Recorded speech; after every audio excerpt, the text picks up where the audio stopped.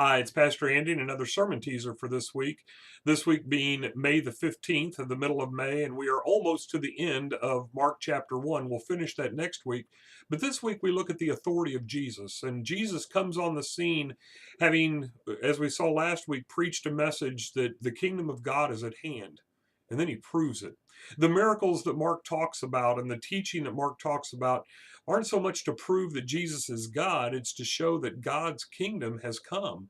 And this would have been an expectation of the Jews. This would have been an understanding of the Jews. In fact, from the idea that Jesus begins these miracles on the Sabbath, which he should not have been healing the man with the demon and then Peter's mother-in-law. He should not have done that on the Sabbath, but it shows that he has the authority over the Sabbath and really represents a Jewish understanding in that day that the Sabbath, that day of rest or day of ultimate peace, which was going to come when God instituted his kingdom and the Messiah came. And that's exactly what Jesus did on the Sabbath.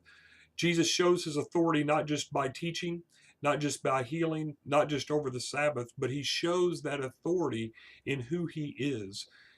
Again, Mark was written to the Romans, and that Roman culture believed that Caesar had all of the authority. But what Mark shows is that Caesar's authority was derived from God, but true authority, coming from the same word as the word author, is what Jesus represented. He was the author of life, as Peter preached in a sermon in Acts, and just kind of juxtaposed that idea that the people killed the author of life.